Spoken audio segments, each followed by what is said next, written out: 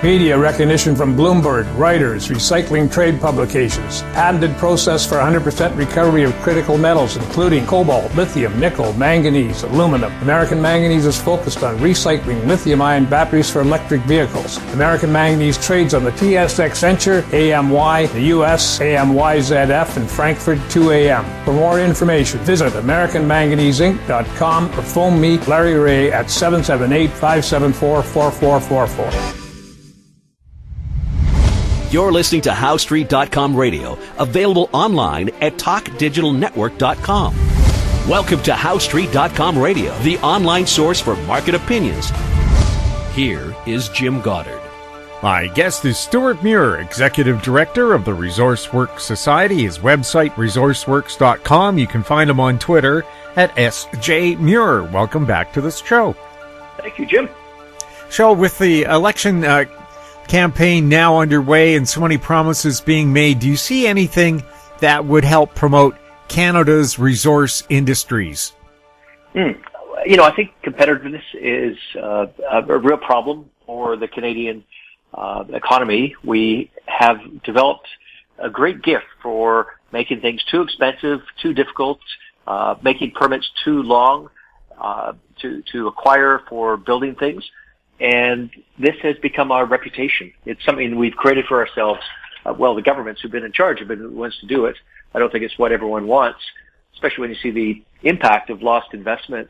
So this is one of the undercurrents I think a lot of people will be feeling through the remaining 3 weeks of the campaign federally. And when you look at what the parties are saying, just look at the two main parties, Liberals and the Conservatives, on one main issue.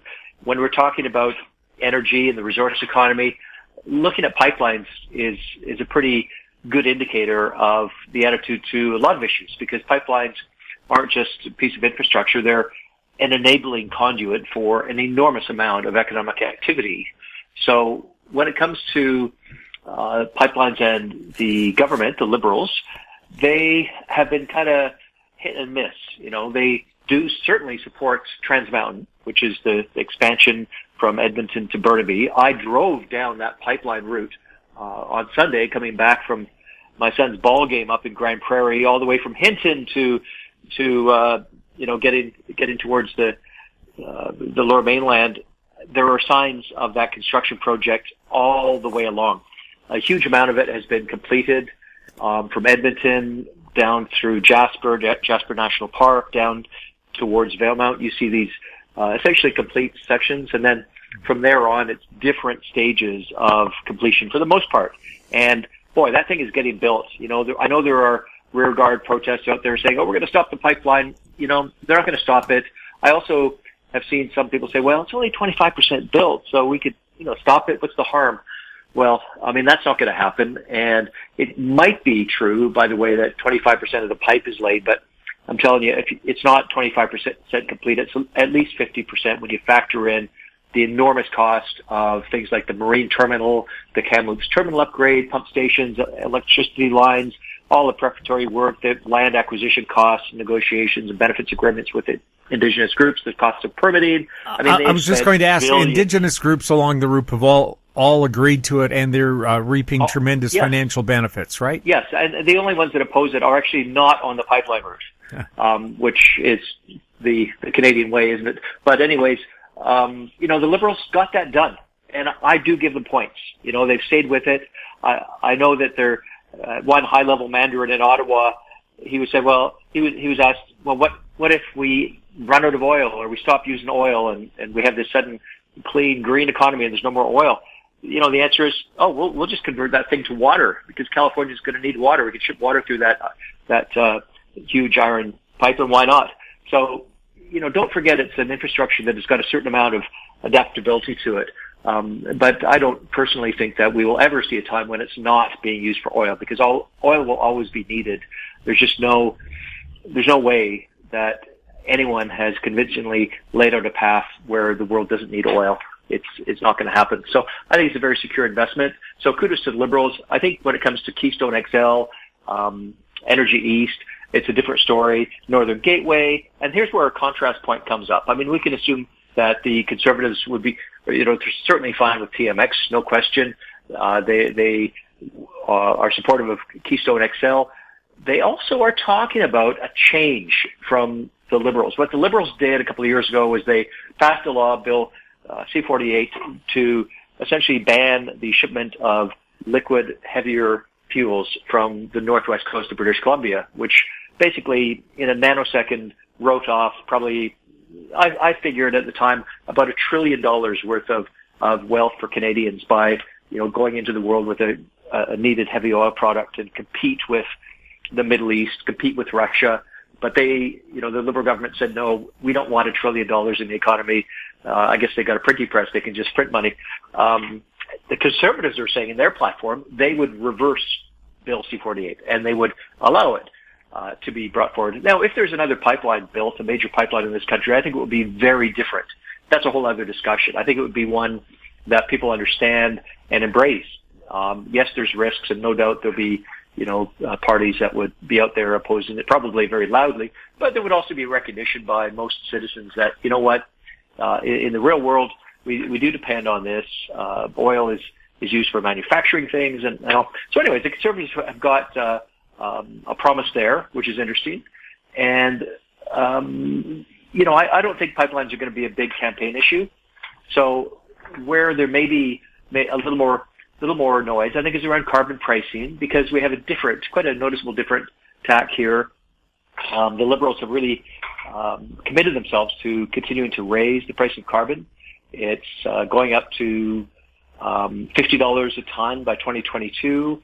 It's now, we're talking about $170 a ton is coming in future years. So it's going to become something that consumers notice. And if the goal is to push people into other forms of energy that are accessible and affordable for them, I think that's a very good outcome. Now, whether we have all of the alternative products in place right now to do that successfully, I was just reading about the UK. Britain has passed gasoline, or as they say, petrol law, where they're now adding 10% ethanol to their gasoline, which we've had in place for a long time. But it turns out that when you essentially water down gasoline with alcohol, you create all kinds of other problems, including that people use more of it because there's not as much energy in it. So whether this, at the end of the day, actually creates any great benefits, I mean, it just illustrates to me the difficulties of making advances in lowering emissions, which we must do using the tools we have. So I'll give points to the Liberals for sure in investing in some breakthrough potential technologies or real technologies that have a lot of growth ahead of them. Carbon capture, they've done, I think, a good job. They haven't finished their work there. We need to see much more investment into carbon capture. There was a company in Burnaby that developed some processes that got $25 million. That's an example. They've been splashing around a lot of support for companies that are at the leading, or in some cases, bleeding edge. But I do think it will come good. The investments in hydrogen that the federal government has made, especially this year, have been, again, in the right direction. Now, let's look at the Conservatives. The Conservatives, when it comes to the carbon tax, they don't see the carbon tax as the solution for climate. They think that provinces should be able to decide how or why, whether to price it, and they see the solution instead to reducing carbon emissions, which they do believe in, by investing in green technology, coming back through polluters paying. So there's a kind of principled approach, which I think is very much aligned to the Conservative way of doing things. If you pollute, you pay. It's a really simple rule. And I think Conservatives have actually been quite good at following it. And I know they're being attacked in Canada. Why would you take away the carbon tax? It's terrible. You must be climate haters. Well, don't forget, this is really important. President Joe Biden in the States, he doesn't want a carbon tax either. And he won't implement one, which does infuriate some people who say that a carbon tax is the only way to put a value on emissions, a price on it, so that people have to pay the full amount. So, I think if we hear these sort of blanket accusations that the Conservatives are knuckle draggers because they don't want a carbon tax, I think I would just point to Joe Biden and say, well, I don't hear you saying that about Joe Biden. What's up here? Double standard. So, I think having confidence in the market, which the Americans are so good at. I mean, they are, of course, the ultimate entrepreneurs. It's in their blood. It's in their national character. Is something that I think Canada could benefit from. And I see that a lot more from the conservative proposition. So those are two of the key points, Jim, that I think could be a part of the debates, could be a part of the messaging that we're hearing over the next few weeks. We'll have more with Stewart Muir right after this. Don't miss out. Stay informed. Receive the HowStreet.com weekly recap with thought-provoking podcasts, radio, and articles delivered to your inbox. Sign up for the HowStreet.com weekly recap on our homepage at HowStreet.com. Welcome back. We're speaking with Stewart Muir. Stewart, what's going on with forestry? Forestry. I mean, it's a big industry in British Columbia. It's 18% of the base economy. When you look at exports, goods and services, it's 33% of what we send out. So if we didn't have a forest industry, our base economy would be 18% smaller. 1/5 smaller is pretty scary. I think we want to keep that industry around. But it's under fire. It's under attack right now in different ways. Some of it, Mother Nature is causing a lot of problems, of course, with wildfires in the interior. Now, I hear that wildfires are held up by some to be a sign of logging. Logging's bad. They're causing wildfires. I've looked into it. I've looked into the provincial data sets. I've dove deep into the mapping data and produced a set of maps. I'll be coming out with a report at resourceworks.com in the near future. But Jim, what I found is that the wildfires that we've been plagued with this summer have occurred where there has been a large amount of mountain pine beetle activity, resulting in dead pine trees, masses of dead pine trees over the last 2 decades. That's where the fires are. And so you can see that there's forestry activity, logging activity all over the province, but the only place where we have these widespread fires in a concentrated way, outside of a couple of pockets in the far north near the border with Yukon, is in those mountain pine beetle kill areas, which tells us that there is a lot of standing dead timber that hasn't been harvested yet in order to promote renewal of the forest. And that has to continue. Whether it does continue, I think, is a matter of policy and decisions by the provincial government, who's responsible for that. And if you hear anyone saying, and I'm starting to hear this, we have to stop logging because it's causing forest fires, it's not true. You're being misled by people with a motivated interest who are just making it up. So that's the interior. Now, the coast is a very different story because we are hearing a lot about old growth. When it comes to old growth, a tree that is 250 years old on the coast, Vancouver Island or anywhere up the coast, is old growth by definition. And there is a lot of old growth. But what we're hearing from some of the protest groups that are occupying themselves with the Fairy Creek blockade, I'm sure by this point in time everyone's heard of the Fairy Creek blockade. They're saying we're running out of old growth, that any day now the last 250-year-old plus tree will be cut down, which is just staggeringly wrong. There is so much old growth that every day, just on Vancouver Island, I did these numbers with the help of a forest technician I work with, Jim, so this is the real stuff.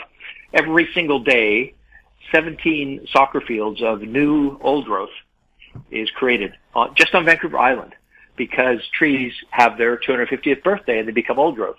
That's how much is added.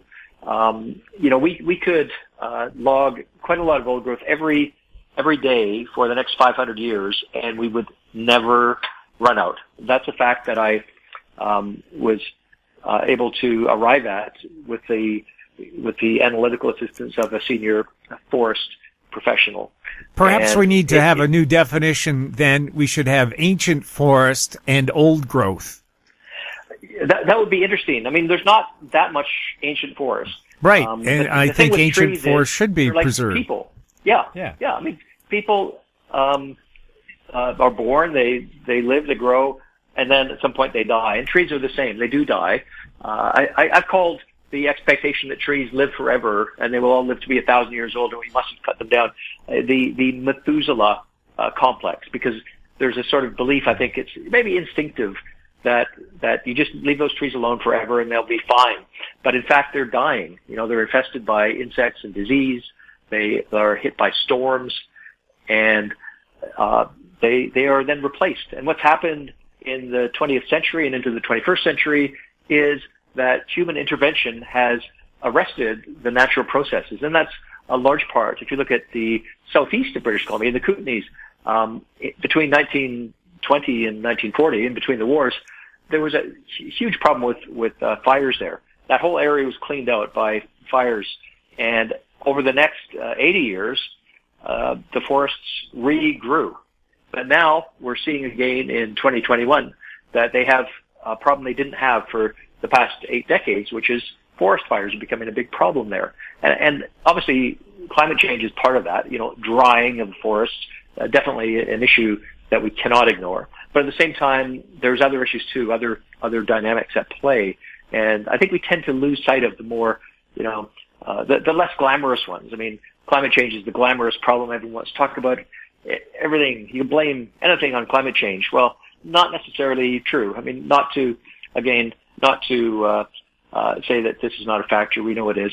When it comes to the island, though, there is just so much old growth. You do have advances in forest policy and regulation. But last September, you'd never know it from the news coverage because, the media is sort of guided by what the loudest environmentalists say. But you would never have known that in September there was a new regulation, a new legislation passed, making it illegal to harvest trees over a certain size. They have a schedule for all the different species that are prevalent in the forests of the coast or all around BC actually. And they named a specific girth of these trees that cannot be cut if a tree is bigger than that. That captures a huge number of trees, but it's as if it never happened. There was no recognition of it. That happened. We've also had evolution of forest practices. They have things they call old growth management areas. There's between 37,000 and 42,000 old growth management areas in BC.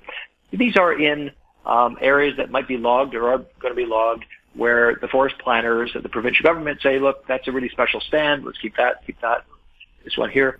And there's so much of it that for every resident of British Columbia, and again, I did the calculation with some expert help, there is the equivalent of one footprint of the Rogers Arena in downtown Vancouver in old growth management areas. Areas of old growth that cannot be logged. So that's how much. Like for you, for me, and every other resident, there's, for each of us, a Rogers Arena worth of old growth, in addition to all of the other old growth that might be logged or is in parks or reserves. So, the vastness of it, to think about it another way, the parks and reserves of different kinds, plus the old growth management areas that we have in BC, are the same size as Washington State. That's how much is permanently preserved, which is, I think a reasonable person would say, well, that's a lot. But so we have conflict on this issue.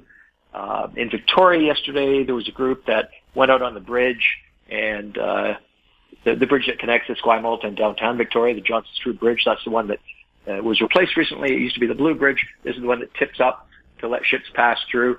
Quite an iconic structure. Well, it was closed through rush hour, so the people who are telling us a lot of fairy tales about Fairy Creek were the ones who caused that.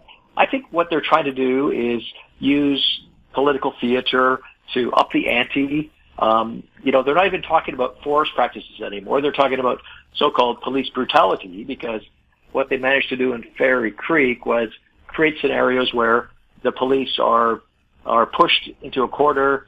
In some cases, the police were assaulted and used the force that they're allowed to use in order to, protect the safety of the RCMP.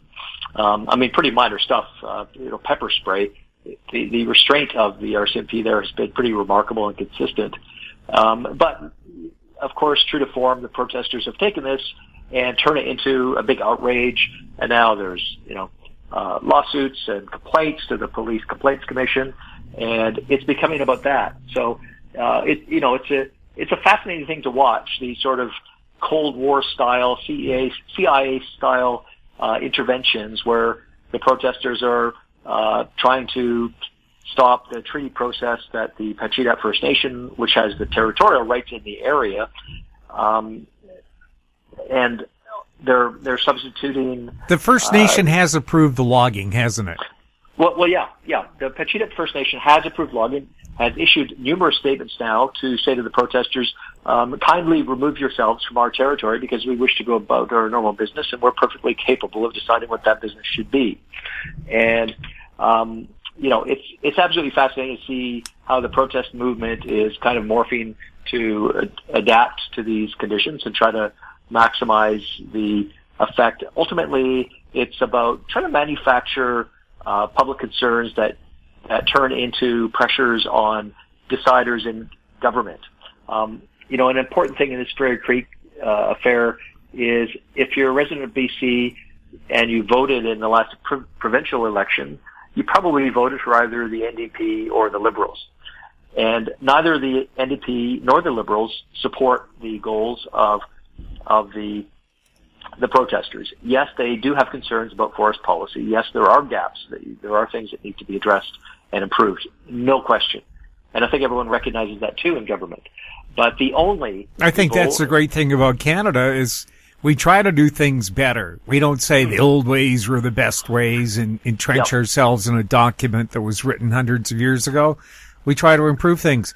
But when you have the local Aboriginal bands agreeing that this is the best thing to do, that the certain trees that they hold sacred are being protected, who are outsiders? And by the way, Stewart, would you call this a professional protest, or has this become the protest industry? Because I see the same 50 faces. It doesn't seem to matter what the issue is. It's the same 50 people. Yeah, it's the same recurring cast of characters, not just in the Fairy Creek thing, but you'll see the same people over protesting Trans Mountain, and in some cases Coastal GasLink and LNG. So, they make a living. I don't know if they make a good living or anything. It's probably not terribly lucrative, but they have fashioned a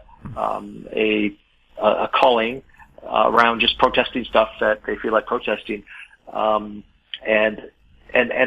I think that's fine. I mean, if you want to do that, you got the freedom to do it, go for it. I've got no issue with that. But I think the thing is the public needs to be eyes wide open on this stuff and just be aware that, when you see this stuff, there's usually more than meets the eye. They go to extreme lengths to make things look a certain way. I noticed that this whole Fairy Creek thing, it was actually organized by a teenager in Washington State who got it going. His dad is linked into some of the, significant environmentalist groups in the States, and he literally got this thing going from his home. And recently he's shown up here now that the border's open again. He's shown up, he's here in the woods and organizing, this kind of thing. They've got very elaborate communication systems in the woods.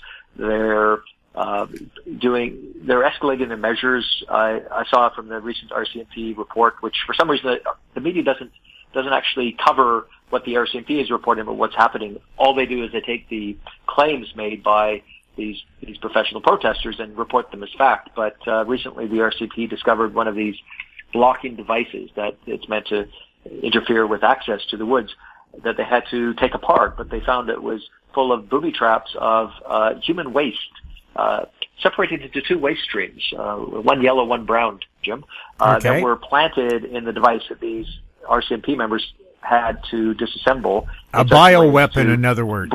It meant to break onto it's just revolting, and officers have been injured. The incidents of racism are appalling. There have been South Asian RCMP members who've been assaulted with racist phrases. That's on the record. It's on the official record from the Mountie Daily Report, but the media just won't touch it. They seem to be enamored of this kind of protest mythology, which is really just mythology by a tiny number of people, many of whom are the RCMP though. The RCMP though can blame themselves a little bit for their reports not being believed, because I remember, it'd be maybe 20 years ago during Native protests in northern BC, the RCMP claimed one of the mirrors of their trucks had been shot out, and that was their excuse for bringing in armored vehicles and making mass arrests. And then years later, the Mountie who said the window had been shot out said, "Oh, well, actually, we found out it was broken by a tree branch, but we didn't think you people in the media would be interested." So you can see why we're skeptical about police reports as well. Yeah, I mean, the thing that's different now is that there's cameras everywhere. And, I noticed that in social media, you'll see a 10-second clip of some alleged event, and then if you happen to see from, one of the other 10 cameras' vantage points, you see the whole clip, it can often be a very different story. And that was definitely the case with the, allegations of police brutality. Yeah, as a reporter, I've certainly had my experience going to the detachment in a place where I've been covering crimes, and the Mounties do feel they've got this role to protect the public interest, and they're very careful in what they tell media. So completely agree, Jim, that there's a strategic and tactical use of communications that the RCMP employ. But in this case, it's more than matched by what the protesters do. They have satellite dishes out there, walkie-talkies, they have elaborate codes, and so on. I've been seeing a lot of information about this lately. They're digging deep pits and trenches across roads that are actually in some cases dangerous to infrastructure. Yeah, well, that's a violation of the Criminal Code of Canada. You're not supposed to be able to build a trap for a human. Yeah, that's right. And I think the time should arrive soon. It ought to, when citizens can know that the laws that are being broken in the woods are actually being treated as what they are. Because if anyone else did those things, what would happen? Stewart, anything else we should be keeping a close eye on right now, or have we solved all the world's problems right here? Well, I just would say that my work in developing solutions in biotechnology to deal with some of the issues around mining, the challenges of growing the world's supply of clean energy metals and minerals that are going to be needed in great abundance. I've been working with a group of scientists on that. It's really exciting, the breakthroughs that we're making towards this. We'll have a lot of news coming up on it. But, this is, I think, the big thing, because it comes down to a fundamental choice, and this is a really important point. It underlies everything we always talk about, which is that do we wish to live in future as we live today? Do we want to have high literacy? Do we want to have the reverse of infant mortality that has marked the last century, where children, they don't die at age 5 in great numbers as they used to. They live to be healthy adults. We have the greatest amount of wealth equality in our society than we ever had. All of it is due to the proliferation of access to natural resources, be that, forest products or minerals and metals and energy. That's why we have it. So if we're faced with making tough choices, whether it's because of climate or other factors, how do we keep the quality of life that has allowed humanity to flourish without destroying our ability to have those benefits, without harming the planet, so much. So that's I think where the science and innovation comes in, and that's what we need to invest in. And so when I hear someone say, "Oh, just stop doing that or get off that," what's your alternative? And usually there's no alternative. We need to keep innovating. Humans are very good at that, especially when it comes to necessity being the mother of invention. If there's a crisis, there's no reason why if we caused it, why we can't solve it. Exactly. Stewart, thank you so much for chatting with us. Thank you, Jim. My guest has been Stewart Muir, Executive Director of the Resource Works Society. His website, resourceworks.com. You can find him on Twitter at @SJMuir. If you have any questions for Stewart or any of our other guests, we'll gladly ask that question for you if you send it to info@howstreet.com. Our YouTube channel is Talk Digital Network. Find us on Twitter at HowStreet. We're also on Facebook. I'm Jim Goddard. Thank you for listening. Comments made on HowStreet.com radio are an expression of opinion only and should not be construed in any matter whatsoever as recommendations to buy or sell any financial instrument at any time. Available online at TalkDigitalNetwork.com. HowStreet.com radio is a production of HowStreet Media Incorporated.